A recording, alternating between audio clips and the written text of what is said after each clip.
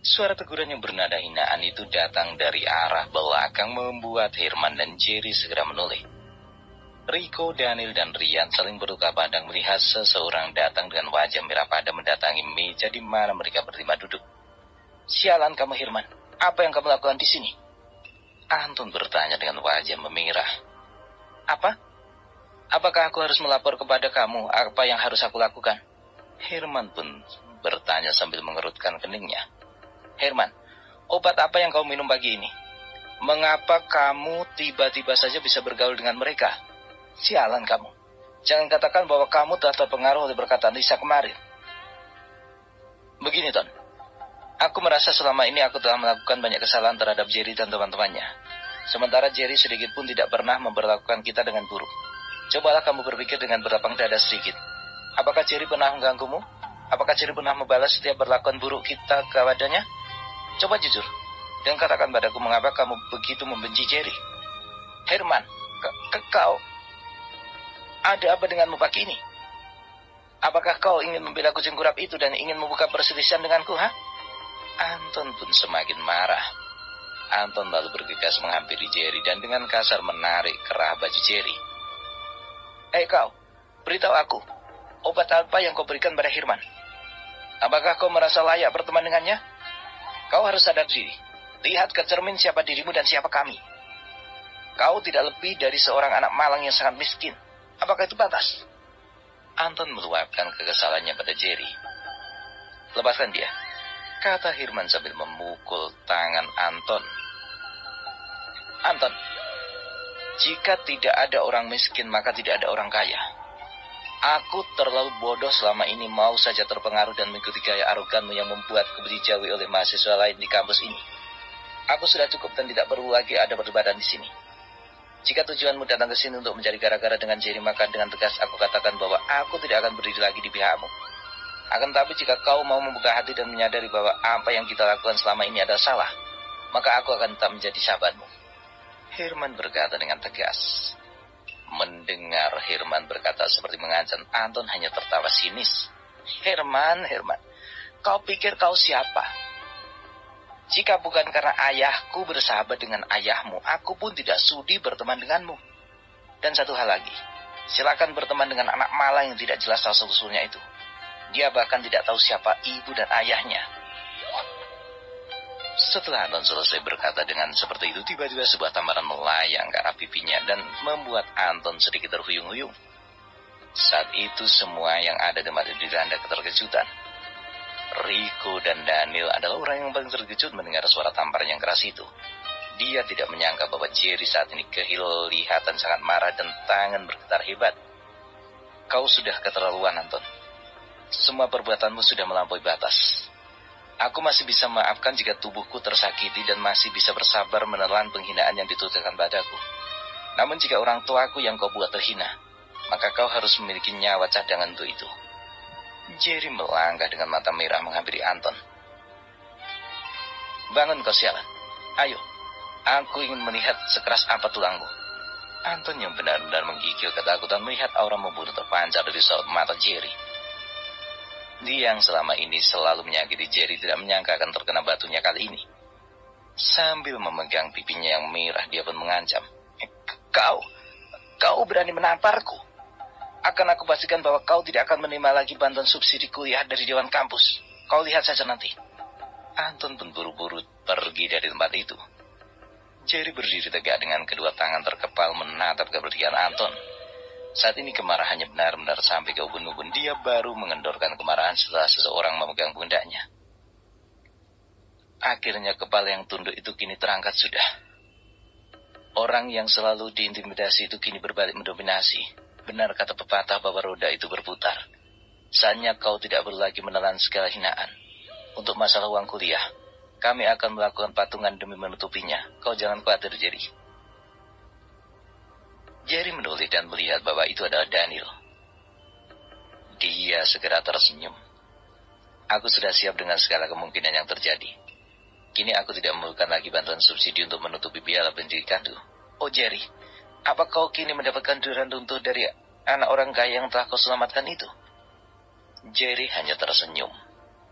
"Kau akan tahu nanti. Sekarang, ayo kita masuk dulu ke kelas. Mereka berlima lalu pergi berjalan beriringan menuju ke kelas setelah membayar uang untuk sarapan pagi mereka. Namun kali ini Herman yang berinisiatif untuk membayar tagihan itu. Jerry, masuk ke ruanganku sekarang. Terdengar suara berwibawa dengan nada memerintah. Jerry yang berjalan ingin masuk ke kelas segera menoleh ke arah suara itu. Dia melihat seorang lelaki tegap dengan kepala sedikit bodak dan berkacamata tebal berdiri tak jauh darinya. Lelaki tegap itu dikenal oleh seluruh mahasiswa di kampus dengan panggilan Tuan Janken. Dia adalah rektor di Golden University. Tuan manggil saya? Hanya Jerry agar tergagap. Tuan Janken hanya mengangguk samar dan membalikkan badan menuju ke ruangan kerjanya. Jerry yang saat ini gugup hanya bisa mengikuti Tuan Janken dari belakang dan berbagi pertanyaan berkecamuk. Duduk. Perintah Tuan Janken setelah Jerry sampai di depan meja kerjanya. Jerry hanya patuh dan segera duduk. Saat ini Tuan Janken membuka suara dan pertanyaan. Jerry, apa yang telah kau lakukan pada Anton? Jawab aku dengan jujur. Kata Tuan Janken sambil menatap tajam ke arah Jerry. Saya menamparnya, Tuan. Mendengar pengakuan dari Jerry, Tuan Janken dengan keras menampar meja membuat Jerry terlunjak kaget. Aku ingin menanyakan kepadamu kebenaran apa yang kau miliki hingga menampar wajah Anton. Kau tahu bahwa ayahnya Tuan Paul telah banyak berinvestasi di kampus kita ini. Apa kau tahu itu? Kata Tuan Janken dengan nada marah. Saya tahu, Tuan. Tapi dia benar-benar sudah keterlaluan. Saya tidak dapat mentolerir lagi ketika kata-katanya sangat menghina orang tua saya. Jadi saya benar-benar marah dan langsung menampar wajahnya. Kau benar-benar berani, anakku. Kau benar-benar tak mengusir orang yang memiliki pengaruh di universitas ini. Aku tidak bisa memberi pembelaan padamu. Andai Tuan Paul mengetahui hal ini, banyak-banyaklah berdoa agar Anton lupa mengadukan kejadian ini pada ayahnya. Kata Tuan Janken sambil menarik napas dalam-dalam menahan kekecewaan terhadap Jerry. Walau bagaimanapun Jerry adalah mahasiswa yang memiliki prestasi di kampus. Dia adalah mahasiswa yang tidak pernah mengecewakan dan beberapa kali membuat kampus bangga dengan prestasi yang diraih. Jerry juga tidak pernah memiliki masalah selama dia menjalani pendidikan di kampus ini kecuali hari ini. Dan itu tidak tanggung-tanggung sekali dia membuat masalah langsung sampai membuat rektor pun ketakutan. Jerry hanya mengangguk mendengar perkataan dari Tuan Janken. Sudah, pergi ke kelas sekarang. Dan ingat, jangan buat masalah lagi. Terima kasih Tuan Jan, kata Jerry sambil mengangguk hormat. Sesampainya Jerry di kelas, teman-temannya langsung menghujani Jerry dengan pertanyaan. Jadi, ada apa kau dipanggil dengan Pak Rektor? Apakah masalah dengan Anton tadi? Iya, kelihatannya Pak Janken sangat takut kepada ayah Anton. Aku justru penasaran seperti apa kekuasaan dan pengaruh yang dimiliki oleh Tuan Paul itu. Kata Jerry dengan ringan. Kau jangan main-main, Jerry. Tuan Paul itu bukan orang sembarangan. Dia yang berinvestasi di Golden University ini. Kalau Anton mengadukan hal itu pada ayahnya, dapat dipastikan bahwa kau akan mendapatkan kesulitan di kampus ini. Rian pun memperingatkan. Sudahlah. Aku tahu apa yang aku lakukan. Lagi pula ini bukan kesalahanku. Bukankah ini yang kalian tunggu dari aku, iya kan? Apa maksud kamu, Jerry? Bukankah kalian sangat ingin melihat aku melakukan perlawanan terhadap Anton? Nah, sekarang aku memberikan pelajaran pada anak itu. Kamu malah bertindak menakut-nakutiku. Sudahlah. Aku mau duduk, kata Jerry sambil melangkah ke tempat duduknya. Saat itu waktu menunjukkan pukul 3 sore, di luar pagar kampus terlihat seorang kurir sedang berbicara dengan bapak security yang sedang bertugas sore itu. Setelah beberapa saat mereka terlibat soal jawab, sang kurir pun langsung bergegas masuk dan berjalan menuju ke asrama laki-laki. Setelah bertanya ke sana kemari, akhirnya sang kurir bisa menemukan alamat yang dia cari. Tepat saat itu, Jerry dan teman-temannya sedang santai membicarakan apa saja yang tidak penting. Saat ini Daniel yang tampak tidak tertarik dengan topik yang mereka bicarakan tengah sibuk mengotak-atik smartphone miliknya. Dia tampak sangat serius menatap ke arah layar ponselnya. Memang saat ini Daniel sedang sangat dipusingkan dengan perayaan hari ulang tahun Rindy yang akan diadakan tidak kurang dari 5 hari lagi. Dia berkeinginan memberikan sesuatu yang berharga kepada gadis pujaan hatinya itu. Saat ini Daniel sedang serius melihat barang-barang perhiasan di salah satu toko online yang cukup mempunyai nama besar di kalangan pecinta online shop saat ini. Rian yang dari tadi penasaran dengan keseriusan Daniel segera menghampirinya. Daniel, apa yang membuat buku itu serius? Apakah ada berita kriminal?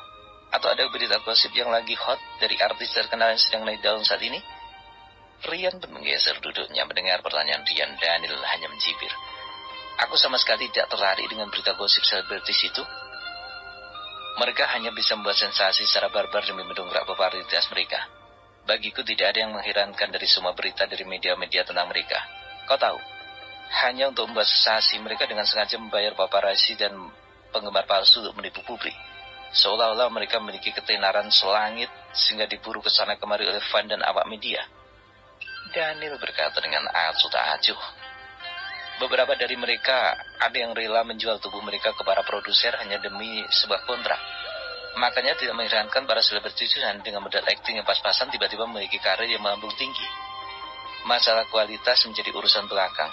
Asal memiliki wajah cantik, bodi yang menawan dan berani pamer aurat, maka dapat dipastikan bahwa karirnya akan meningkat pesat walaupun skill aktingnya sangat membosankan. Hah, kata Daniel dengan acuh tak acuh. Rian yang berada tepat di sampingnya pun lantas bertanya, jadi, apa yang membuatmu begitu serius tadi menatap ke layar ponselmu? Terus terang dari tadi aku memperhatikan bahwa kau sangat serius sampai lupa berkedip menatap layar ponsel itu. Apakah ada sesuatu yang menarik perhatianmu? Rian berhenti sejenak dari pertanyaannya. Dia menatap ke arah ketiga sahabatnya.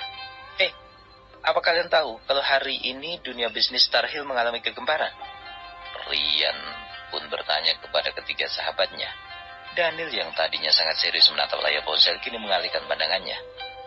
Ada apa yang terjadi dengan dunia bisnis Star Hill, Rian? Sepertinya kau sangat antusias sekali.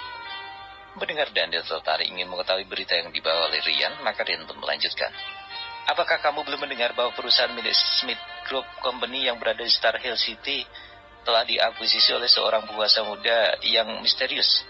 Seluruh aset properti bahkan para tenaga kerjanya pun diambil alih oleh perusahaan baru itu. Konon katanya perusahaan yang tadinya adalah Smith Group Company itu telah berubah nama menjadi Future of Company. Berita ini telah dirilis oleh salah satu pemberita terpercaya tepat jam 12 siang pada hari ini. Rian bersemangat pun melanjutkan.